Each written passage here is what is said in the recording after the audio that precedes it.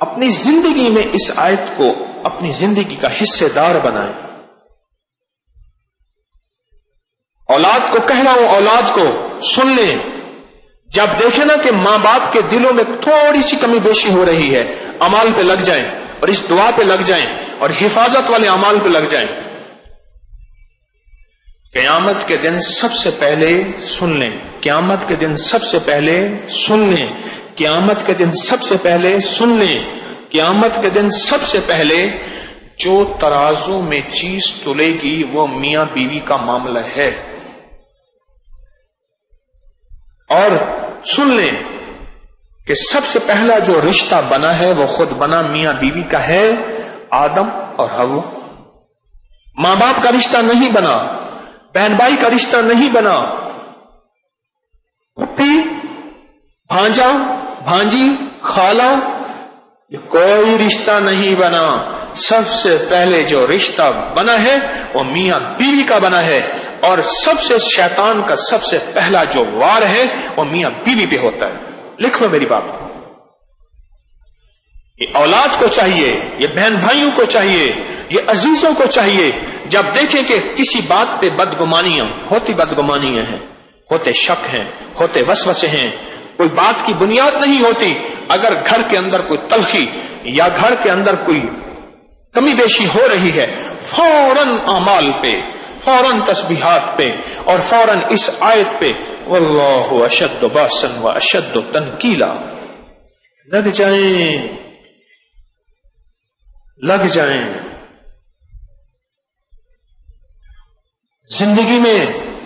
زندگی میں تلخیاں بڑھتی چلی جائیں گی.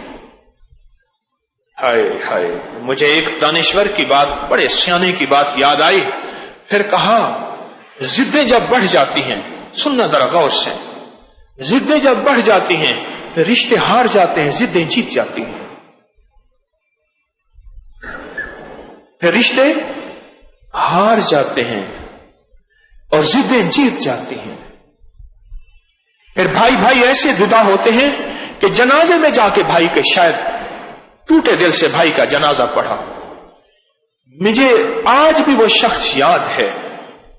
میں کالج جا رہا تھا اور میں بیٹھا نا، تو میں نے کہا آپ کی تو والدہ نہیں فوت ہو گئی؟ کہہ رہے ہاں، میں ذرا دوسرے شہر سے نا ہو کے پھر چل آ جاؤں گا. سگی والدہ، اور وہ اس وقت 62-63 سال کے تھے. اماں 80-85 سے اوپر ہوں گی. سگی والدہ فوت ہوئی ہیں. وہ شخص سنا ہے کسی جنازے کے آخر میں جا کے آخری صف میں کھڑا ہو گیا ہے. 3 بھائی تھے اور تینوں زندہ، اب 2 مر گئے، 1 زندہ. اور اماں کے جنازے میں پہنچا اور اماں کے ساتھ اس بندے کی ضد تھی. میں ان کے گھر کے حالات تھوڑے سے جانتا تھا. ماں کے ساتھ ضد تھی، کسی بات پہ تلخی ہوئی، ماں نے ڈانٹا، انہوں نے انا کا مسئلہ بنایا. ماں نے پھر ڈانٹ دیا، انہوں نے اور انا کا مسئلہ بنایا. ماں نے پھر ڈانٹ دیا، آخر ضد بڑھ گئی اور پھر ضد جیت گئی. آخری وقت میں رشتے ہار گئے. ضد جیت گئی، رشتے ہار گئے. واللہ اشد باسا و اشد تنکیلا، یہ ضدوں کو توڑنے والی آیت ہے. یہ نسلوں میں برکتیں، دلوں کو ملانا، دلوں کو آپس میں جوڑنا، یہ وہ آیت ہے. میں قرآن کو بیان کر رہا ہوں. یہ وہ اللہ کا نام ہے، یہ وہ اللہ کا نام ہے جو اندیکھی دشمن قوت کو اٹھا کے پرے پھینک دے اور تجھ سے دور کر دے.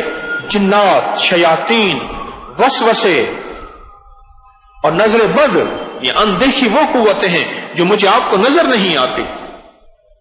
میرے نظر بد پہ کتنے درس چلے؟ 7، 5، 4 کتنے یاد ہے کسی کو؟ 7 درس چلے.